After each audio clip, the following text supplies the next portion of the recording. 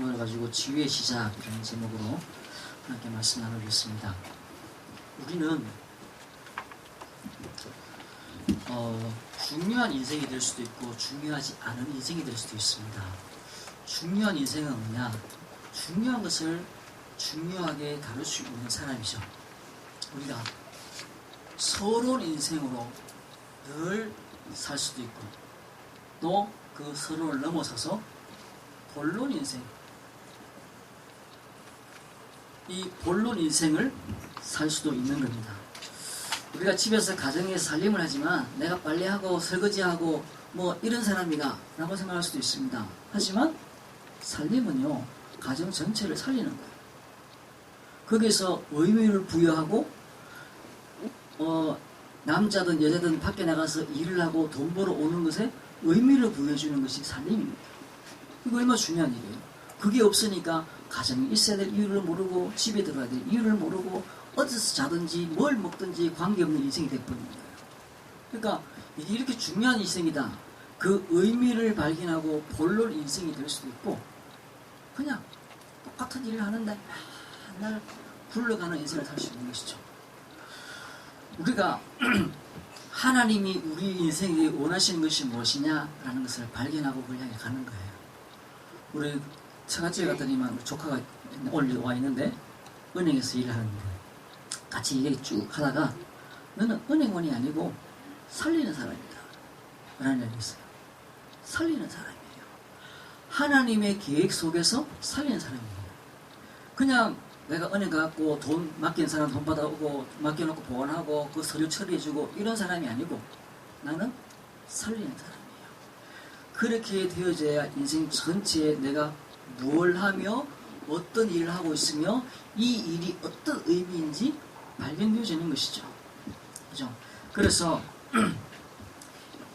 일을 실패할 수도 있고 일이 꼬일 수도 있고 또 잘 될 수도 있고 뭐 경제가 안 풀릴 수도 있고 하지만 우리에게 있어서 중요한 게 뭐냐면 하나님이 우리에게 주신 것이 사단을 이기는 신분을 주셨습니다.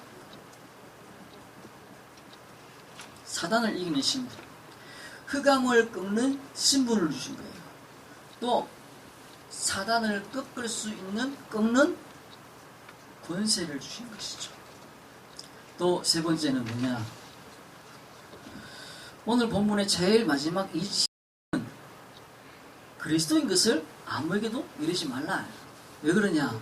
더 큰 것이 뒤에 숨겨져 있기 때문에, 더 큰 축복이 있기 때문에, 이전보다 더 큰 능력을 하나님이 우리에게 주실 거기 때문에 우리는 그걸 기대하고 가는 겁니다. 그걸 믿고 가는 겁니다. 그러면서 우리는 서러운 인생에서 넘어서서 본론 인생, 맞아요. 살림이라는 게 밥 해주고 청소해주고 옷 빨아주고 하는 게 맞아요. 그걸 안 하면요, 그걸 안 하면은 아무것도 안 들어가요. 그걸 하는 거예요. 근데 그걸 넘어서는 뭔가를 보는 거죠. 그걸 찾는 겁니다. 그래서 우리에게 영적 치유 일어나야 됩니다. 시급하죠. 세상이 전부 다 영적인 병으로 시달리기 때문에 그렇습니다. 영적인 병. 앞으로 가면 갈수록 더 많이 영적인 힘을 잃어버리고 사단에게 붙잡혀서 막 휘몰아치는 그런 인생들을 계속 살게 될 거라는 거예요. 내가 왜 이러는지 모르고 내가 마약하는 게 잘못된지 알면서도 종이 되어 살아가는 거예요. 내가 이렇게 이상한 짓을 하면서 하는 것이 아닌 줄 알면도 불구하고 계속 그렇게 흘러가는 것이죠. 그래서 12가지 인생의 문제에 붙잡혀서 멸망 가운데 있다는 사실을 아는 것, 이 12가지 문제에 대한 이해와 또 이 12가지 문제를 해결하신 예수 그리스도의 그 능력과 완전함을 아는 것에서부터 시작되시는 것입니다. 이게 시작이고 이게 완성이죠. 12가지 문제. 내 문제가, 우리 집의 문제가, 우리 살림의 문제가, 내 경제의 문제가 저 사람 때문이 아니라 이 12가지 문제에 붙잡혀 있기 때문에 그런 겁니다.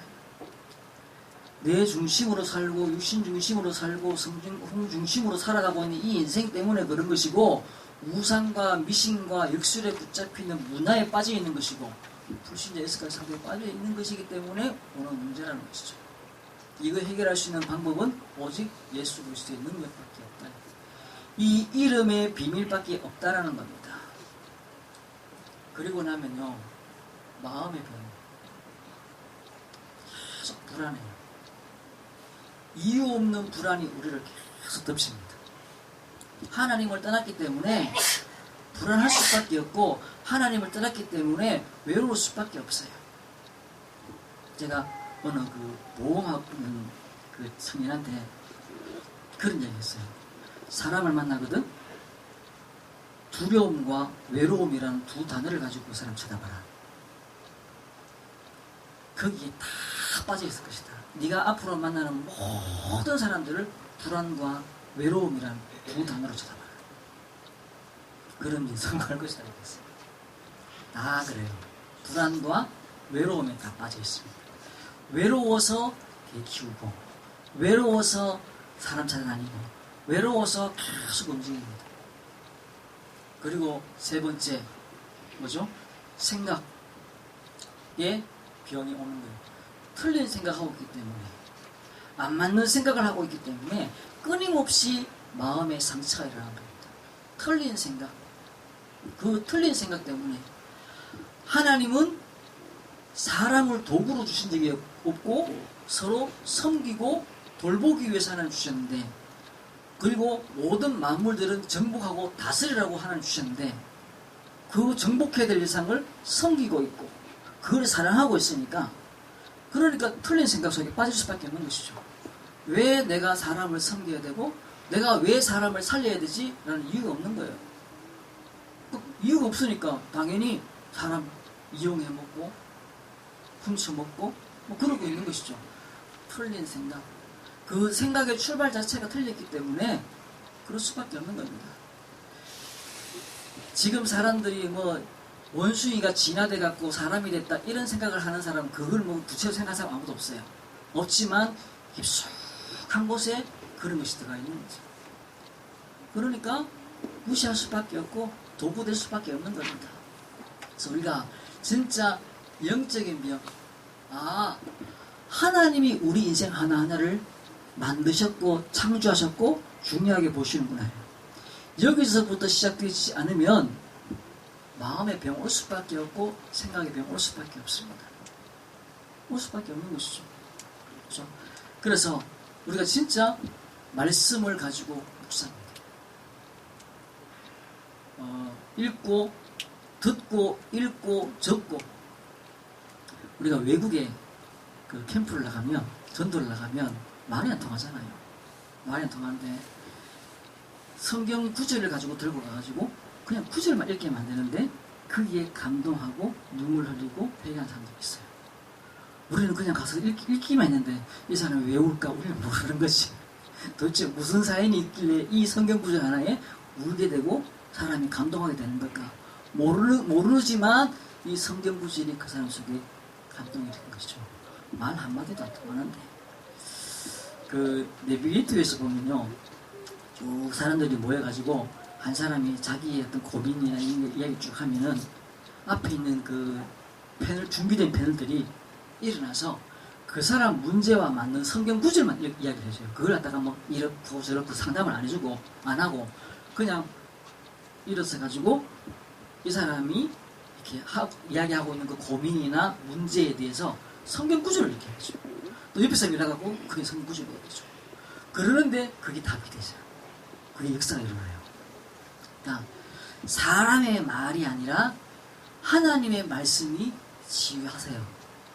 그래서 우리 개인적으로도 주일 강단의 그 말씀을 내가 묵상하고 있는데 말씀이 살아서 운동력이 있어 영과 혼과 관절과 골수를 찔러 쪼개는 역사들을 우리가 보여야 되는 것이고, 그 일들이 내 이 마음과 생각을 넘어서서 내 삶의 영역에까지 그 말씀이 살아서 성취되어지는 것들을 우리가 봐야 돼요. 있어요. 일어나요. 우리 저 조카가 그날 그 이야기 하기 전에 자기에게 일어난 일들 또 이야기 하더라고. 잠깐 내가 은혜 받았는데 이런 일이 있었어요. 이 얘기를 하더라고요. 맞아요. 하나님이 하시는 것이지. 내가 은혜 받는데 하나님이 내 현장에다가 나하고 내가 전혀 건드릴 수 없는 그 영역의 부분에 있어서 그 부분을 하나님이 건드리기 시작하시는 거예요. 왜요? 말씀은 살아있고 운동력이 있으니까. 그 이름에, 예수 이름에 그 힘이 무슨 일이냐, 내 마음을 닫는다를 넘어서서 다른 사람과 다른 사물과 다른 환경에까지 그 이름이 능력으로 역사하게 되는 겁니다. 우리가 그걸 믿는 거죠. 그것이 영적 치유의 시작이고 완성입니다.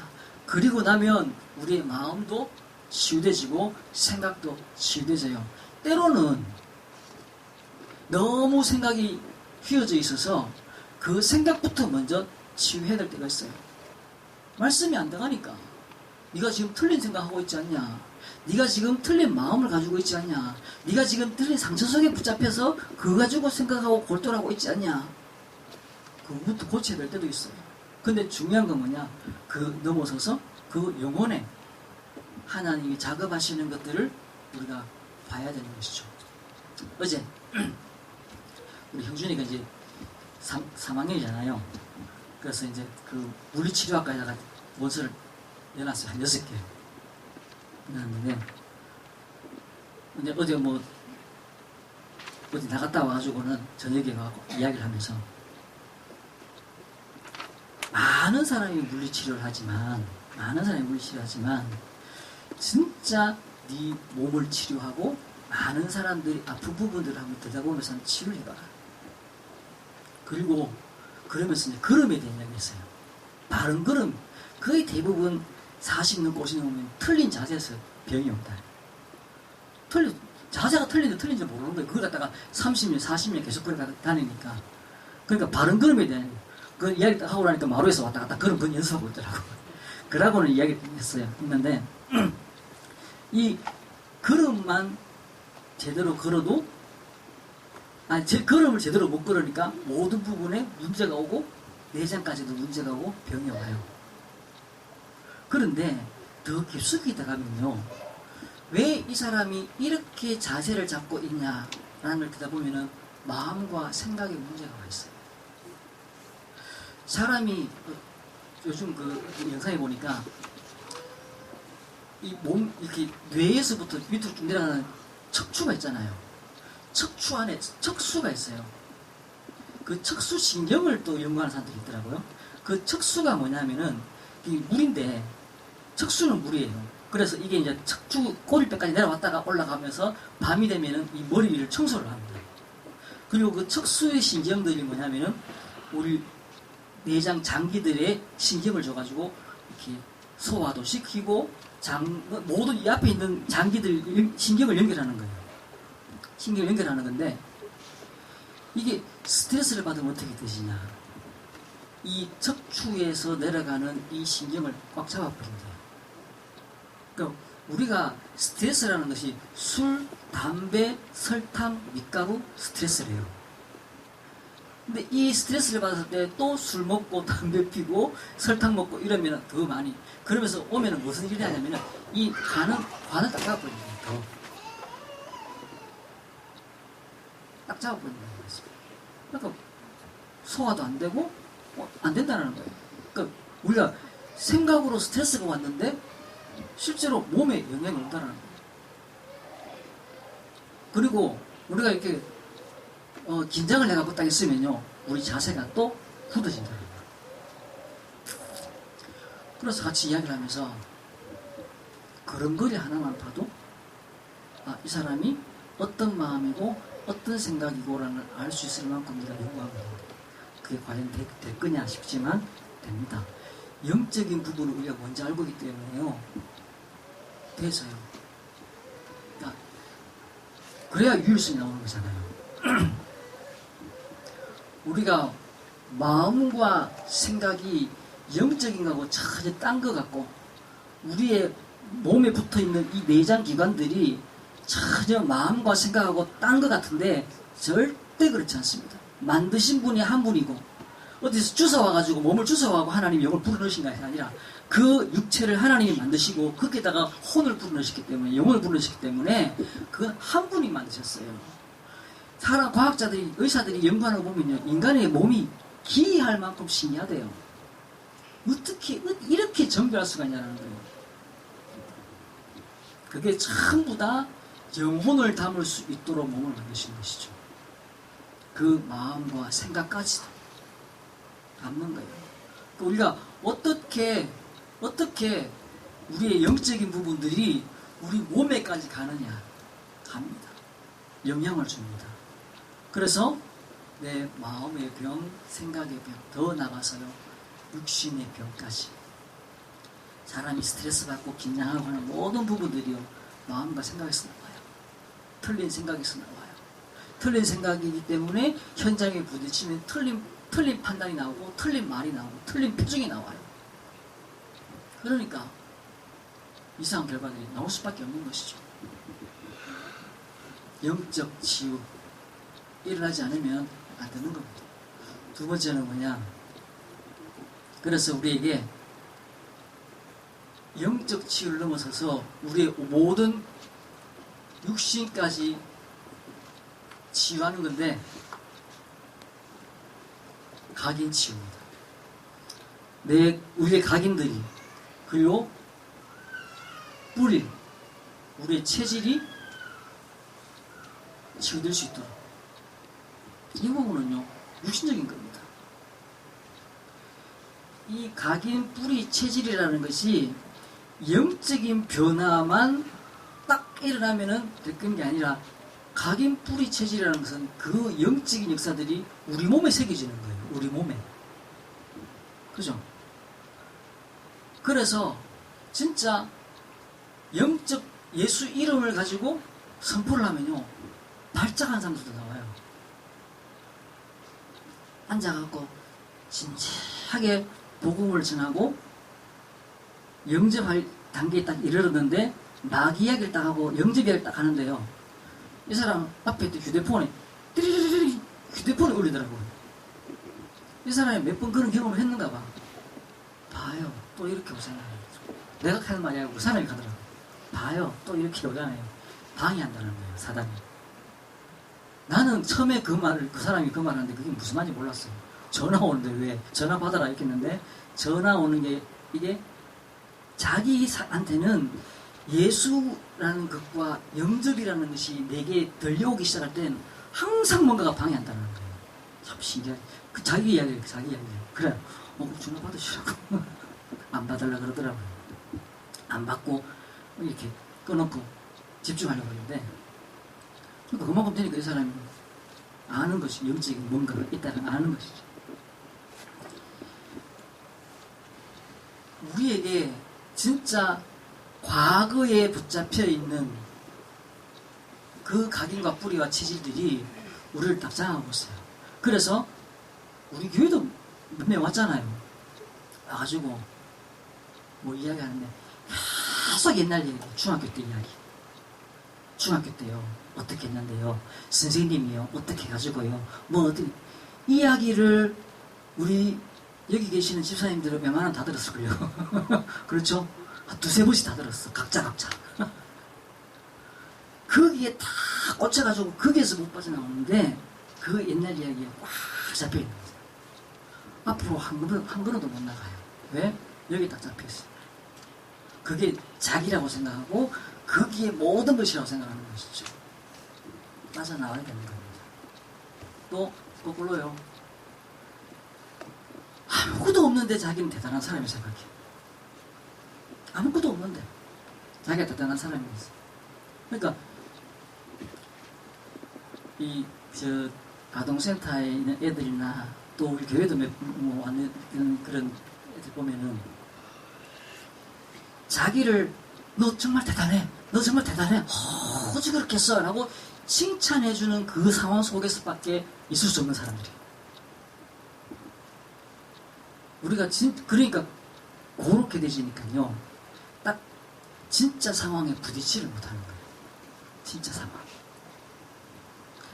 하나님이 나를 붙잡으셔서 내 모든 일어나는 문제들이 하나님의 준비하심 속에 있고 하나님의 계획 속에 있다는 사실이 실제로 믿어지고 그것이 현장에 나가서 하나 둘씩 확인되어져야지 힘이 나고 외롭지 않고 두렵지 않는 거예요.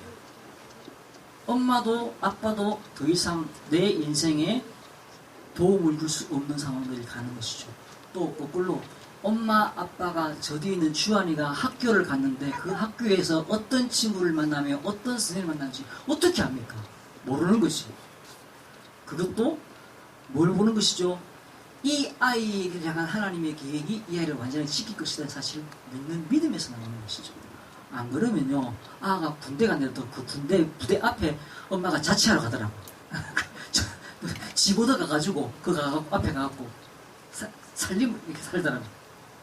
또 애가 아들이 저 대기업에 취직했는데 전화를 해가지고 상사한테 그 위에 옆에서 전화해가지고 어쩌고 저쩌고 아버지가 막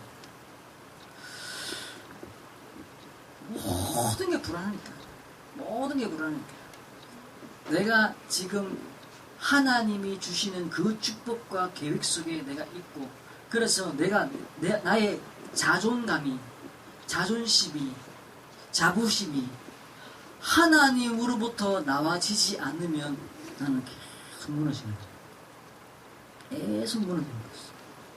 그냥 참고 견디는 거예요. 회사 가서 견디고 친구들 만나서 견디고 견디는 것이지 결혼 생활도 해가지고 견디는 것이지 그 결혼 생활이 그 직장 생활이 나를 살려주거나 나를 인도해 주지 못하는 것이죠. 하나님이 우리 가정을 만드셨구나. 하나님이 우리 남편을 만나게 하셨고 우리 아내를 만나게 했고 하나님이 우리 아이를 우리에게 주셨고 이게 보여져야 돼요. 하나님이 오늘 내가 있는 이 직장을 하나님이 보내셨고 오늘 내가 만나는 이 사람을 하나님이 내게 오늘 붙이셨구나 라는 사실이 내게 계속 믿어져야 돼요. 그리고 우리는 마음입니다. 그 하나님이 준비하신 계획들을 찾는 거죠. 찾는 거. 그게요. 육신치유입니다. 육신치유. 어느 날 내가 우리 아들이 은혜 받으면 다 될 것 같으면 그 과에 가서 공부할 필요 없지. 그냥 목사되면 되고 아니면 그냥 목사 하더라도 전도자 하고 막 돌아다니면 되지. 아니잖아요. 공부를 해야 되고 그 속에서 하나님이 예비하신 것들을 찾아 발견하고 그 속에서 뭐 한다고요? 오직을 찾고 유일성을 찾고 재창조를 찾도록 만들어져야 되는 거잖아요. 유월절의 축복과 오순절의 축복과 수장절의 축복을 찾아 누려야 되는 거거든요. 그 어디서 말입니까? 그 전공 속에서 또 앞으로 가야 될 그 직장 속에서 또 그 만남 속에서 그걸 찾아 누려야 되는 거거든요. 그게 끊어져 버리면은 응답 못 받는 거예요. 응답이 없는 거예요. 하나님이 응답을 어디서 주시냐? 현장에서 주시잖아요. 내가 전도하러 전도지 설고 있을 때 주시는 것이 아니고 하나님이 내게 예비하신 그 현장에 갈 때 그 현장이 뭐냐? 평안의 복음의 신발이에요. 내가 고용 처음 왔을 때는요 모든 게 다 이상하더라고요. 제가 얼마나 여기 오는 게 불안했냐면 우리 아파트에 언덕 위에 있잖아요. 이렇게 그 오늘 첫 해에 또 눈이 많이 왔어. 아이젠을 갖다가요 5개 사놨어요. 등산하려고 아이젠 사는 게 아니고 우리 집에 올라가려고. 내가 지금 생각해보면요 내가 진짜 불안했구나 그때. 근데 하나님이 이제는 만나게 평안의 복음의 신발이라는 게 뭐냐면 복음 안에서 내 현장을 찾아 들어가는 거예요. 그러니까 평안한 거죠. 이제는 아무나 갈 수 있는 우리 이인권 집사님이 김순희 권사님이 이 현장에서 내가 마음대로 누빌 수 있는 그 현장을 만들어 놓는 겁니다. 찾아 놓은 겁니다.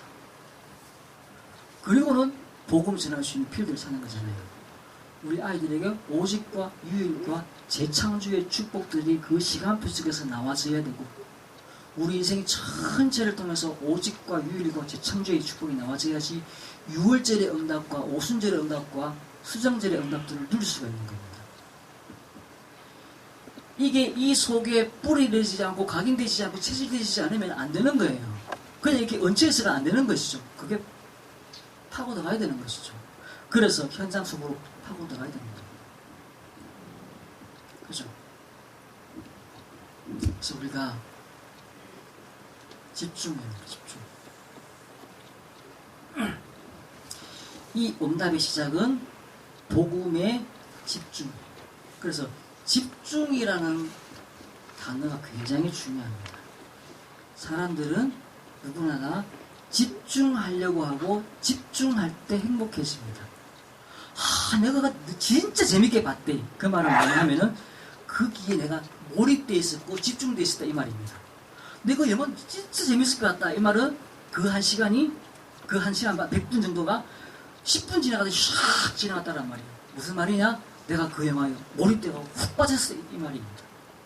그 몰입될 때요 시간 가는지도 모르고 아프지도 모르고 피곤하지도 않아요. 그 시간들은 진짜 신기한 시간입니다. 우리 인생 전체가 직장 갔는데 막 몰입돼가지고 막 그래도 이 사람 진짜 행복한 사람이에요. 그렇죠? 아침에 출근해 갔는데 막 가기도 싫고 막 가는데 막 출근했는데 9시간에 한 90시간 갔고 이러면은 미치는 거지. 우리 인생이 내가 몰입할 수 있는 집중할 수 있는 찾아냈다. 행복한 사람이에요. 근데 그게 못 찾아지니까 쉽게 찾을 수 있는 방향으로 찾아버려요. TV, 게임, 마약 이런 것으로 훅 빠져들어가는 거예요. 그러니까 그거는 내가 조절할 수 없는 곳으로 휙 빨려들어가는 거거든요. 우리가 무엇에 집중하느냐? 집중하는 방법도 중요하고 내용도 중요하고 집중의 내용도 중요하고 그 집중의 방법도 찾아내야 됩니다. 방법.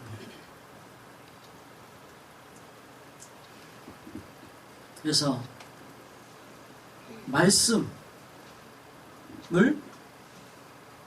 말씀에 내가 집중하는 것이죠. 그럴 때 내게 적용되지고 성취되지는 것을 보게 되어 있습니다.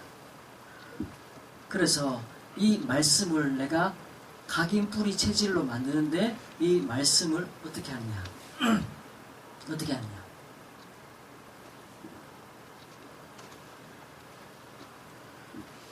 기도하는 것이죠.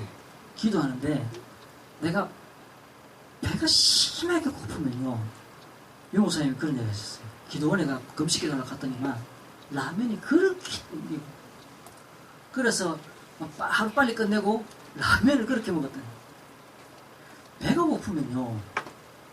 고프면 집중이 안 돼요. 또 거꾸로 배가 심하게 불러도 집중이 안 됩니다.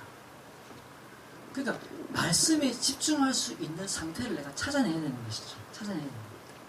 내가 되게 춥거나 되게 더워도 안 돼요. 저는 우리 대만에 가 있는 고보수 선교사님 집에 갔다가 우리 그때만 해도 가난해가고 집에 가난하기보다는 하여튼 뭐 이렇게 에어컨을 잘 못 틀었거든요.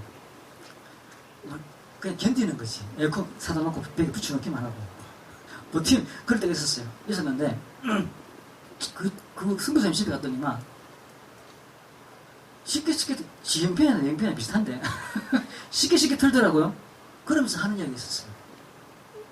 에어컨 틀어가지고 그만큼 효과적으로 살면 된대요. 제가 그 말에 굉장히 신선했어. 그래. 근데 틀어놓고 효과적으로 살 내용이 없어 별로. 그러면 또 그 낭비죠. 낭비인데 내가 그 말 듣고 참 많이 생각을 많이 했었어요. 그래. 시원하게 먹고 그 시원함을 가지고 효과적으로 쓰면 되는 건데 무조건 아낀다고 해서 되는 게 아니지 않냐. 아까 얘기했죠. 배고파도 말씀에 집중 안 되고요. 배불러도 안 되고요. 추워도 안 되고요. 더워도 안 되고요. 내가 말씀에 집중할 수 있는 최고의 상태를 내가 만들어야 되는 거예요. 내가 막 정신적으로 막 혼란스러워가지고 막 그럴 때는요. 약도 먹어서 내가 집중할 수 있는 상태를 만들면 돼요. 그렇게 해서 집중이 되어지면 내가 치유되지는 겁니다. 집중할 수 없는 상태를 만들어 놓고는 덥고 배부르고 막 춥고 짜증나고 이런 상태를 만들어가지고 그러면 암만 집중해도 집중이 안 돼요. 그리고 내 머리가 막 혼란스러워가지고 우리 몸에 호르몬이나 이렇게 아까 얘기했잖아요. 몸이라는 게 굉장히 영향을 많이 받아요. 그렇기 때문에 약도 먹어서 내 상태를 최적의 상태를 만들어서 어디에? 말씀에 집중할 수 있도록 만드는 겁니다.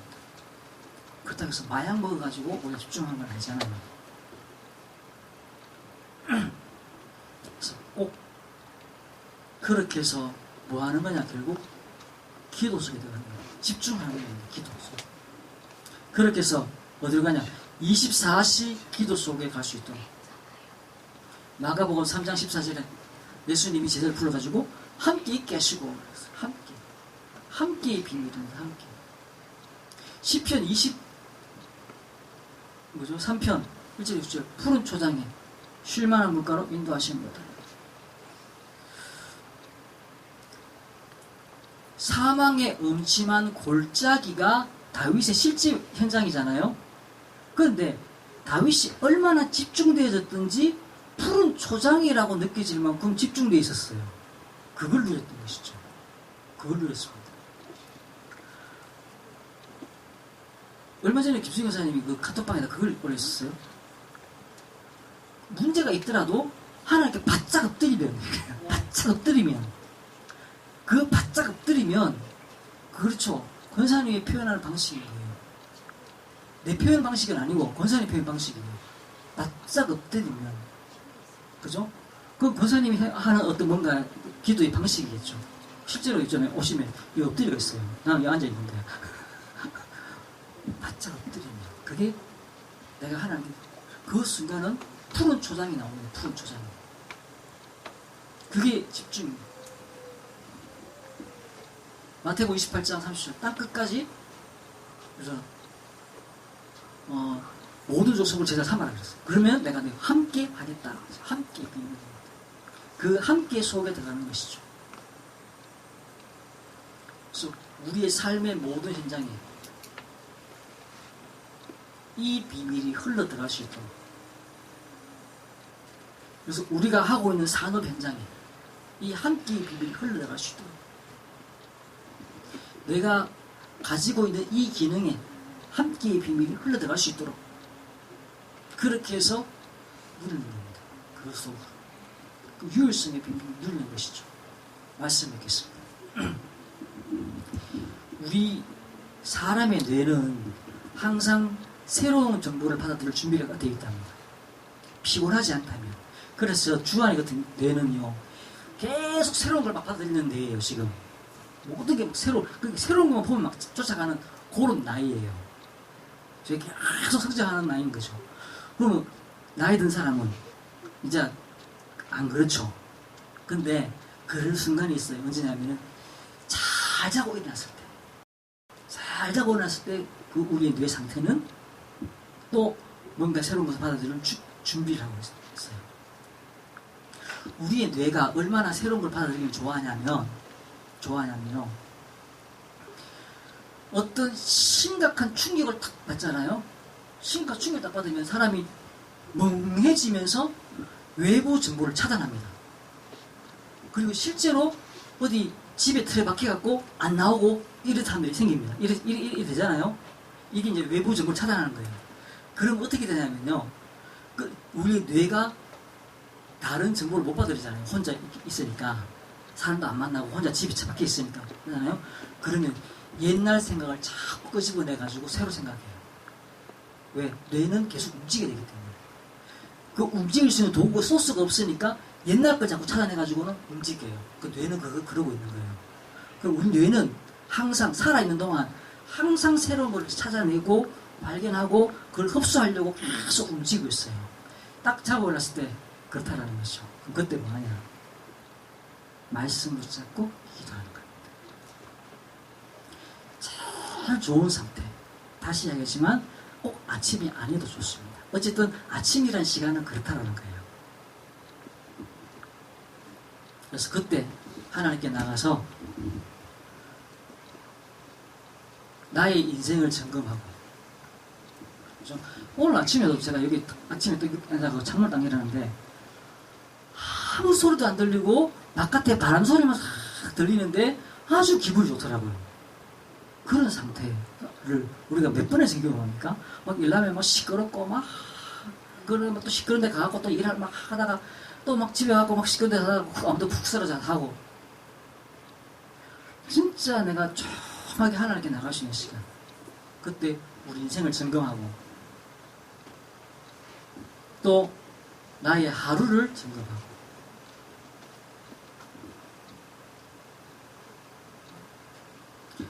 하나님으로부터 오는 그 자부심, 그걸 확인하는 거예요. 이걸 매일 일어나야 돼요. 매일.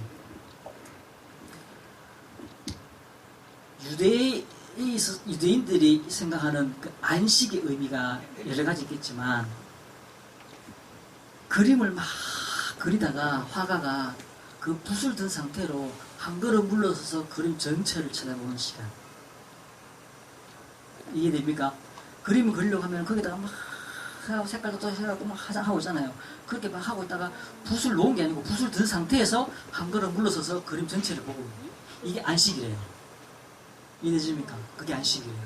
유대인들이 생각하는. 기도하는 시간이 우리 인생 전체를 보는 시간, 내 하루를 보는 시간, 그리고 하나님부터 오는 그 자부심을 받는 시간. 그래서 정말로 우리에게 치유가 시작되시는 그런 은혜와 응답 누리시고 승리하시기를 주의 이름으로 축원합니다. 기도하겠습니다. 하나님 감사합니다. 우리에게 주신 참 은혜와 응답을 날마다 누리게 하시고, 우리가 어디 있든지 어디에 가든지 하나님의 계획과 응답을 누리는 축복들로 인도해 주시고, 하나님이 예비하신 것을 볼 수 있는 참 눈이 열리시도록 인도하여 주옵소서. 감사드리며 예수 그리스도 이름으로 기도드립니다. 아멘.